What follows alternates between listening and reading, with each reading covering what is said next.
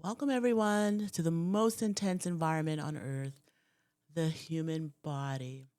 And every single day, your body is navigating situations where it actually has to fight just to keep you alive.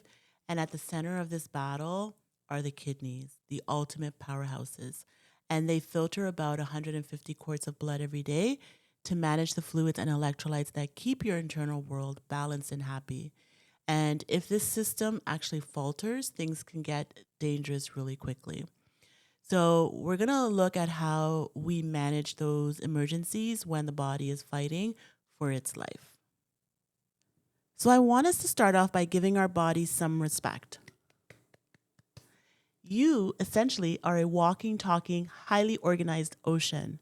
About 60% of your body weight is pure water, and it is highly dynamic. But that water isn't just moving around randomly, it's strictly divided into functional spaces. So 40% is actually intracellular, so packed inside your cells, and 20% is extracellular, which is in the plasma in your vessels and the fluid that's bathing your tissues.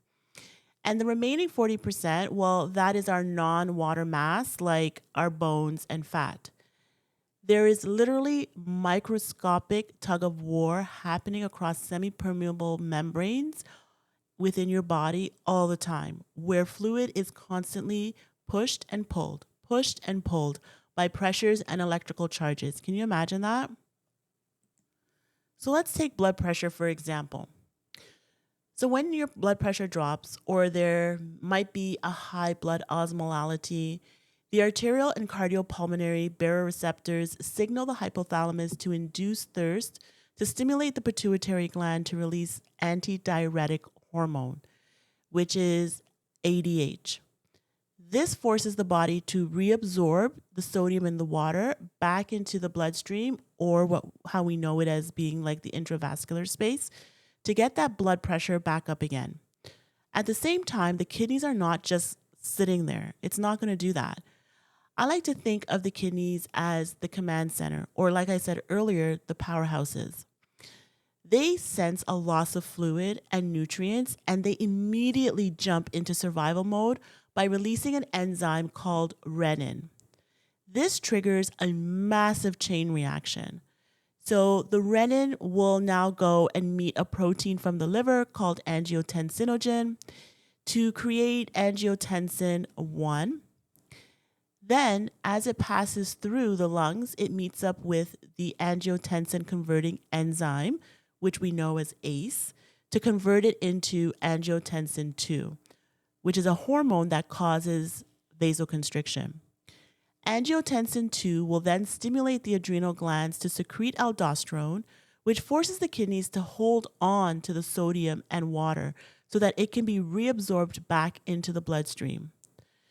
So basically, the ultimate goal of the kidneys is to put back sodium into the bloodstream because it knows that wherever sodium goes, water will definitely follow.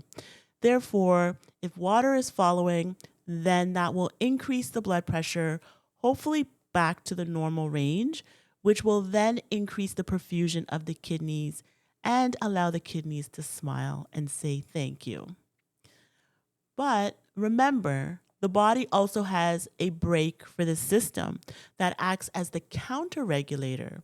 So if the heart senses that the pressure is too high or there is fluid overload, it releases atrial natriuretic peptide, ANP, to shut down this cascade and help the kidneys flush out the excessive water and or sodium to normalize the blood pressure. So I guess the question is, how do the kidneys know how and when to act? They monitor osmolality, which is the particular concentration or the solute concentration, and tonicity, which is the force that moves water of the blood. Essentially, your brain detects the concentration and the kidneys execute the correction to keep you in an isotonic state, which is the perfect balance where water moves equally in and out of cells to maintain equilibrium. When we step in as nurses with IV fluids, we have to match the solution to the patient specific tug of war. Remember, I was mentioning the body goes through microscopic tug of wars all the time, where it's push, pull, push, pull, push, pull. So, as nurses, we can give IV fluids that can mimic that, okay, to help with whatever condition or situation your patient is in. So, we have isotonic solutions like normal saline or Ringer's lactate. They stay right where you put them, and they are the perfect volume expanders for a patient who is hemorrhaging. Hypertonic solutions like 3% normal saline are salty and have a higher particular or solute concentration than inside the cell. So they suck water out of the cells, causing them to shrink. We use these carefully for severe dehydration and critical hyponatremia. Hypotonic solutions like 0.45% normal saline are dilute and have a lower particular or solute concentration than inside the cell. So they force water into the cells, making them swell and potentially burst. And this is why we never use hypotonic fluids to a patient with increased intracranial pressure, because then we run the risk of the brain swelling even further. So whether the cell shrinks, swells, or stays stable all really depends on the tonicity that we choose to administer to the patient. So now that we know the rules of our internal ocean or our body, it's time to meet the players of fluid balance. First up is sodium. Sodium is the leader of the extracellular space. Think of sodium as the primary magnet that's driving your body's entire water balance. It has a wide range of 135 to 145 milliequivalents per liter. But do not let the wide range fool you. If sodium shifts even slightly outside of those lines, it can cause immense physiological chaos, because your body's water will start shifting in directions it was never meant to go. Next, we have the intracellular king or queen, potassium. While sodium rules the outside, 98% of potassium lives deep inside your cells, and they act primarily as like a battery charger for your heart and your nerve conduction. Because potassium dictates your heartbeat, the acceptable range is extremely tight at about 3.5 to 5 milliequivalents per liter. And of course, this will differ depending on where you work. And then we have our supporting elements. We have calcium, which is not just for building strong bones. In the clinical setting, calcium is the high voltage trigger for every muscle contraction and nerve impulse in the body. And then we have magnesium, which is, I like to call it our quiet workhorse, because I don't think that we give it enough recognition in terms of what magnesium does and how important it is. But it is basically responsible or involved in over 300 different enzyme reactions that keep our system running. Then we have phosphorus, and I like to think of this as the chemical backbone of ATP. It is the fundamental energy currency that keeps your cells from going bankrupt. And finally, chloride, the ever so faithful tag along to sodium. And basically, this is just to maintain our electrical equilibrium. So each of these players have a specific job, and as we're about to see, when one of them falls out of line, this can cause a whole system to head into an emergency. So let's look at sodium imbalances. To me, they are a neurological nightmare. With hyponatremia, we have to be clinical detectives. We can't just look at the low sodium level, but we have to look at the total body water to understand what is going on. And there's three paths, right, to this. So path one is we ask, is the patient hypovolemic? Meaning, are they dehydrated? Are they losing both salt and water? The second path that we can go down is, are they euvolemic? Like we see with syndrome of inappropriate antidiuretic hormone or SIADH. In this scenario, the body releases too much ADH even when blood is already diluted, And so the kidneys aggressively reabsorb the water, diluting the body fluids to dangerously low hypotonic levels, causing the brain cells to swell. Then we have path 3. So we want to ask, is the patient hypervolemic or what we call overhydrated? And is the sodium lost because of excessive fluid? And we really have to get this right, because when we talked about osmolality, if sodium drops too rapidly, water rushes into the brain cells to balance out the concentration. But this can also cause severe cerebral edema or brain swelling. But if the sodium is corrected too quickly with hypertonic IV solution, the water is quickly sucked out of the patient's brain cells and strips the protective coating off the brain's nerves, causing osmotic demyelination, leading to permanent devastating neurological damage.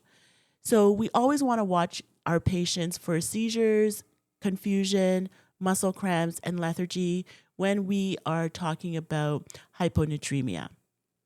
On the flip side, if we have hypernatremia, which is almost always a story of water loss leaving behind a high concentration of sodium, we have to determine if the patient is simply dehydrated from insensible fluid losses like with a fever, or a patient with a condition that is more complex like we see with diabetes insipidus or DI.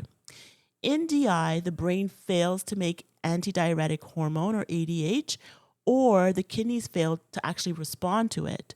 The result of that is that the kidneys can't absorb water, leading to massive amount of diluted urine and skyrocketing blood osmolality. The brain cells essentially will shrink as they lose their water to the salty blood. Your patient will present with restlessness, hypertension, intense thirst, hyperreflexia, and the goal really is to slow, like to be slow and steady as we replace free water. Okay, and so we would replace the free water usually over 48 hours using hypotonic solution to prevent cerebral edema. Now, if sodium is a neurological nightmare, well, potassium is an absolute cardiac emergency. As we discussed, 98% of your potassium lives inside the cells. And it acts as a primary battery charger. This is how I like to look at it for your heart's electrical system. Because of this, potassium dictates your cardiac conduction and resting cellular potential. Let's start with hypokalemia. This is where the battery starts to run low. This often happens when the body is losing fluids through vomiting, diarrhea, potassium wasting diuretics, or during metabolic alkalosis. When the potassium drops, the heart's electrical signal actually starts to fade. And so on the ECG, what you'll see is probably a flattened T wave and that prominent U wave. In the patient, you will start to see things slowing down, like decreased deep tendon reflexes, respiratory muscle weakness, and bradycardia. And our goal here is simple: stop the loss and replace the potassium immediately. But then we have the opposite. We have hyperkalemia. This is your alarm bell.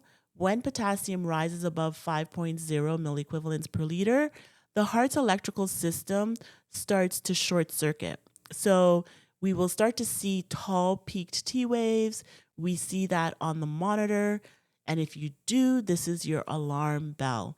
If you don't act, that electrical signal will continue to widen out. And then you'll start to see prolonged PR intervals and then widened QRS complexes until the rhythm eventually dissolves into lethal ventricular fibrillation. This short circuiting is often driven by renal failure, the use of ACE inhibitors, or massive tissue damage and DKA. So your patient might start with muscle twitching, but then quickly progresses to flaccid paralysis and life-threatening dysrhythmias. In the world of potassium, we are always one electrical shift away from a cardiac arrest. On our next slide, we're actually going to talk about how we fight back to bring those levels under control. So once we've heard those cardiac alarm bells and spotted those peak T waves, we have to move fast. When you are faced with a hypernatremic emergency, your medical team is going to launch a three-way attack to save the heart. The first goal is the most urgent. It is to protect the heart. We use calcium gluconate or calcium chloride as our first line of defense. It is important to remember that calcium does not lower the potassium level. Instead, it acts as a shield, stabilizing the heart's electrical system to prevent those lethal, wide complex arrhythmias while we buy time to work on the other two steps. Our second goal is to shift it. Since we can't get the potassium out of the body in a matter of seconds, we quote unquote hide it. We hide it where it can't do any damage, back inside the cells. We do this actually using like regular insulin, which acts like a key to unlock the cell and pull potassium in. But because insulin also lowers the blood sugar, we always follow it with a sugar chaser of dextrose 50% or D50W to prevent hypoglycemia. We can also use sodium bicarb to correct any underlying acidosis or even nebulize albuterol to help drive the potassium shift even further. And finally, our third goal is to remove it. Shifting is only a temporary fix. Eventually, that potassium is going to leak back into the bloodstream. So to get it out for good, we have to flush it out of the body. We use K-exolate to bind it in the GI tract or the gastrointestinal tract for excretion, or loop diuretics like furosemide or Lasix to flush it through the kidneys. In the most severe cases where the kidneys aren't working, we look at dialysis as an option. By protecting the heart, shifting the ions, and removing the excess, we can pull our patients back from the brink of a lethal cardiac event. Okay? So we've managed the brain's sodium and the heart's potassium. Now let's talk about the electrolyte that keeps your entire neuromuscular system from spinning out of control, calcium, right? While we often think of calcium only for bone health, in a clinical emergency, calcium is the ultimate stabilizer. Think of calcium as the security guard for your nerves. When calcium levels drop, like in hypocalcemia, the guard goes on break and your nerves start firing wildly. We want to look for Chavostic sign. So simply tapping the face, the facial nerve that causes some facial muscles to visibly spasm, and Trousseau sign, which is the inflating the blood pressure cuff causing painful spasms of the hands and the fingers. Other signs would be tetany, hyperactivity, reflexes, prolonged QT intervals, and laryngeal spasm, okay? And causes of this would be hypoparathyroidism, and we want to treat the patient with IV calcium as well as provide seizure precautions, okay? But what happens when the security guard is too strict, as in hypercalcemia? The body essentially starts to shut down. This is often driven by hyperparathyroidism, prolonged immobilization, or bone malignancies that cause calcium to leak out into the bloodstream. When levels are too high, the nerves become oversedated. We want to watch our patient for muscle weakness, absent diminished deep tendon reflexes, shortened ST segments, or constipation and anorexia. And the goal is to really wake the system up and flush the excess out by hydrating the body with normal saline boluses, encourage mobilization to push the calcium back into the bones, and use the medications like calcitonin or bisphosphonates to balance the environment. So to wrap up our electrolyte profiles, we arrive at magnesium, our body's physiological damper. If it's low, you'll see hyperreflexia, the same positive Chavosks or Trousseau sign we discussed with calcium. But the ultimate warning is when we see the dreaded torsade de pointe on the ECG. This is a lethal spiraling rhythm that requires an immediate dose of IV magnesium sulfate. We see this most often in cases of chronic alcoholism, malnutrition, or severe GI losses. On the flip side, we have hypermagnesemia, and that's when it's high. And this is typically driven by renal failure or excessive use of magnesium-based acids or antacids. And the first warning sign you'll see is the loss of deep tendon reflexes, which can lead to respiratory arrest. Just like with potassium, we treat this emergency by administering IV calcium gluconate to antagonize cardiac toxicity and also to protect the heart. Now, beyond the individual players, we have to look at the partnerships. Some electrolytes are inseparable, while others are in constant state of opposition. Take calcium and phosphorus. I call this the inverse seesaw. When phosphate increases, it grabs onto calcium, causing your active ionized calcium levels to plummet. Because of this seesaw effect, the manifestations of hypocalcemia mimics hyperphosphatemia and vice versa. Then there is the magnet effect between sodium and chloride. Chloride is the most abundant extracellular fluid anion and faithfully tags along with sodium passively. Understanding this, you can predict one imbalance by looking at another, which is awesome.